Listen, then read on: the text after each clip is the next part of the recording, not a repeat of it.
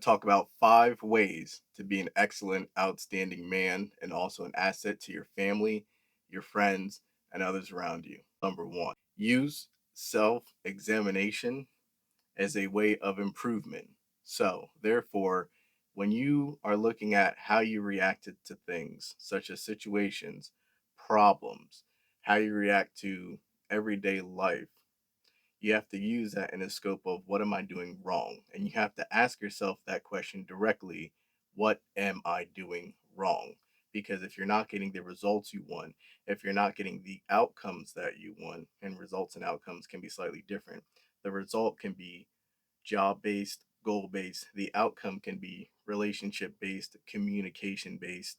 And also, if you're not getting a sense of fulfillment with you or doing your job as the man, because it is your duty to perform no matter what's going on.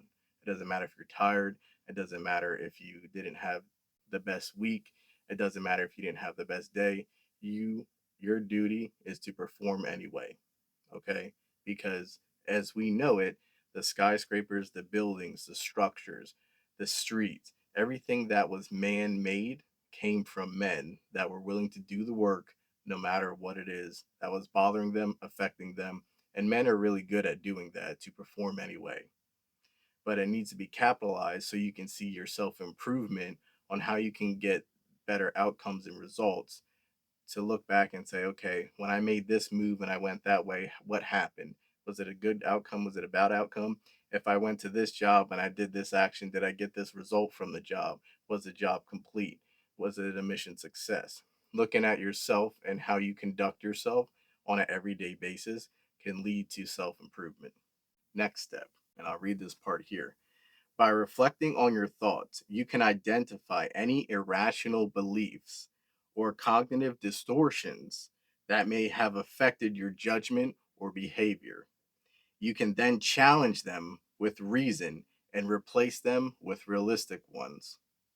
When a man reflects on his own actions, he can evaluate whether they are aligned with his goals, values, or influenced by external factors. So this is where you have to look deep inside into your soul with your actions and things that you do on a daily basis and ask yourself, is this aligning with my beliefs and what I want to do? Or are there other external forces outside of that that are now influencing my behavior and how I conduct myself as a man? Every man needs a role model.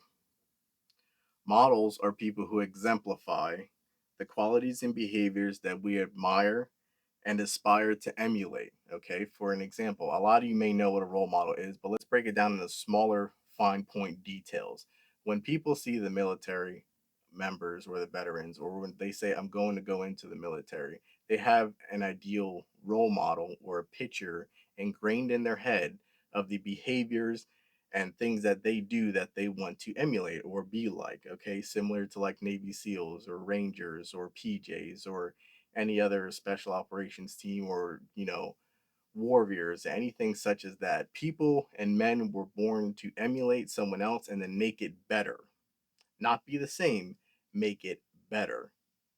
Okay, the foundation is there, which that's what you're looking to achieve, is to build up yourself to get the foundation, but then you're supposed to build upon that and take it the next step further. So find yourself a role model and do self improvement every day and look at what you can improve. That'll improve your life drastically. Let's go to number 3.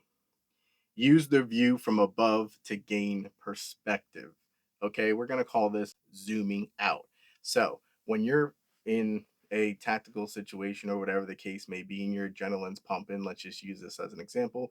You're looking down line, you're tunnel visioned in to your target, your goal, the enemy, whatever it is that may be.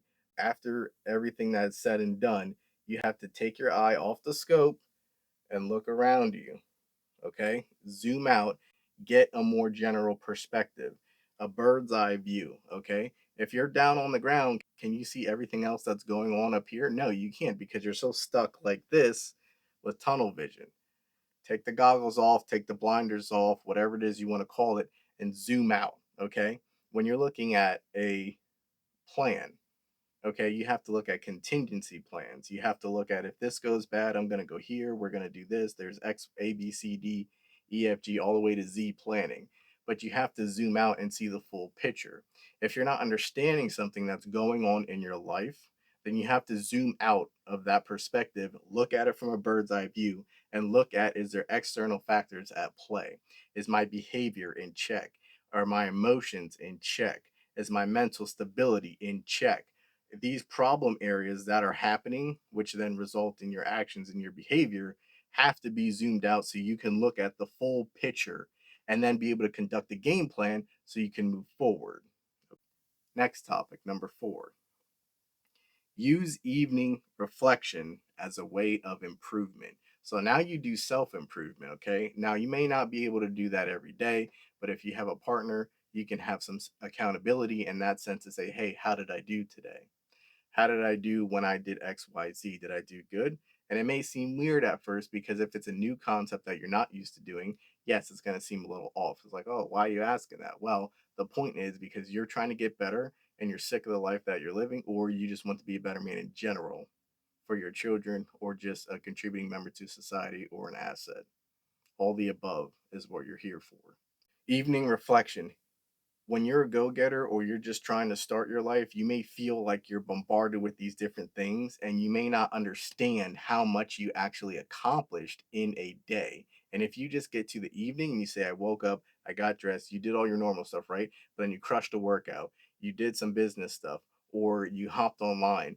Instead of consuming media or social media, you were then creating something like learning a new skill, reading a book, improving your mental conditioning, all of the things you could do within an hour, and then expand that by multiple hours of the day. Even if you're riding in your car to and from work, let's say you have an hour drive, that can be used as your mental aid station. That can be used as your mobile learning station. If you're playing YouTube videos, you're learning something and you're making your time useful and utilizing it. When you come home at the end of the day in the evening, you can literally sit down and look at every single thing you've done and crushed in that day. Now you've already looked at your self improvement, you have a role model, you understand how your behavior is being conducted, the external forces are not at play, you're crushing everything, and by the evening, you can feel accomplished that you've done more than the average individual. Number 5, premeditation. Premeditation is something that can go good and bad, and you got to recognize both. So let's talk about the premeditation and a bad part. Okay, something that is very useful for a lot of combat veterans, law enforcement officers, maybe firefighters, or anyone that's in a sense of danger or in a dangerous environment. Period. Premeditated benefits you to understand that this is the worst possible scenario that I can get involved in, and how do I eliminate that? What is my exit plan? When you walk into a room and you look at the layout of the room and you understand that these windows and these chairs over here, where is the opponent or enemy most likely to come in? Is my back facing this so I can get up and interact if I need to right away, or am I face behind where something can hit me from behind and then also, leaves me at a vulnerability to then not be able to protect my family? So premeditating is simply can be when you walk in, you scan, you look around, there's no threats, everything looks fine. Worst case scenario, if someone comes in, where's the nearest bathroom we can run into? Where's the nearest exit if there's only one way in and one way out? Where's the nearest cover point? Just so you have a peace of mind that in case something goes wrong, you already have your action plan placed and set. You already did a little bit of surveillance and looked around the room. There's no threat level present. It takes you 5 to 10 seconds just to pick these little things out and get used to picking it out. And then having your mind replay these things in regards to, if stuff hit the fan, I'm getting out of here, I'm getting my family out of here, and we're on the roll. Okay. You have to have a plan because the other opponent, enemy, someone that's looking to disrupt your life or others, does not care about your plan, and it will happen when they want it to, not on your time. Premeditation, on the other end, or the other aspect of that, benefits is the best motivator for a man because it allows you to look at how the goals are totally dependent on your actions. Okay, just like I was speaking about before, dependent on your actions, you can premeditate an action plan of what you can do. And just like if you go back to the other podcast where we talked about goal boards and visioning, you premeditating something in a vision or goal board is saying, okay, I want to get here by the end of the year. How do I do it? I put these little dot bullet points down, and each step gets me closer to that goal. Premeditating that you are going to get there by the end of the year based on your actions of what you have to crush and complete. If you guys have anything else you would like me to talk about and add to this list, let me know in the comments below. These were about 5 steps that you can choose to do every single day. They're not hard, it takes a little bit of effort, and you can crush the competition because there's no competition for men with controlled behavior and doing what they do and acting and performing anyway. Always be an asset. You guys keep crushing it. Welcome to the Direct Asset Podcast.